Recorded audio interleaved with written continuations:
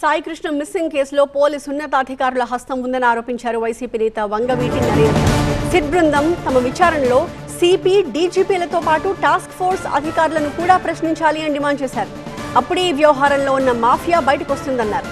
ఈ కేసులో ప్రధానమైన సీసీ ఫుటేజ్ మాయం చేయడం వెనక ఎవరున్నారు అనేది కూడా తేల్చాలని డిమాండ్ చేశారు నరేంద్ర. ఈ కేసుని సిబిఐకి అప్పగిస్తేనే అసలు నిజం బయటకు వస్తుందన్నారు. అసలు మార్కాపురం నుంచి తీసుకొచ్చినటువంటి ఆ టాస్క్ ఫోర్స్ అధికారులు ఎందుకు లేరు దీనిలో? మొదటి నుంచి కూడా మేము చెప్తున్నాం కదా, ఇది మా దృష్టికి దాదాపు 30 రోజులు దాటిన తర్వాత వచ్చింది.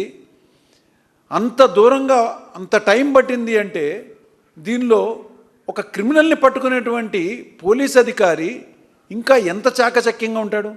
ఇవాళ అతన్ని తప్పించుకోవడానికి ఇవన్నీ ఆధారాల్ని అతను తప్పనిసరిగా కనిపించకుండా చేయడానికి తీసుకోవాల్సినటువంటి జాగ్రత్తలన్నీ తీసుకున్న తర్వాత, ఎందుకంటే ఇది జరిగిన తర్వాత బేరసారాలు కూడా జరిగినాయి అంటే ఆధారాలని కూడా తప్పనిసరిగా తీసేయడానికి వాళ్ళు పగడ్బందీగా ప్లాన్ చేసుకున్నారనే కదా.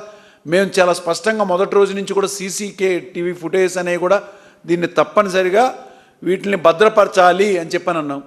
మనకి ఫుటేజెస్ని వీళ్ళు మాయం చేసే పగడ్బందీ ప్లాన్ వేసుకున్నారంటే దీన్ని వెనక ఎంత పెద్ద క్రిమినల్ యాక్టివిటీ చేయడానికి ఎవరెవరు పెద్దలు ఉన్నారో వాళ్ళందరూ కూడా బయటికి రావాలి అంటే తప్పనిసరిగా ఇది సిట్ ద్వారా న్యాయం జరిగేటువంటి కేసు కాదు.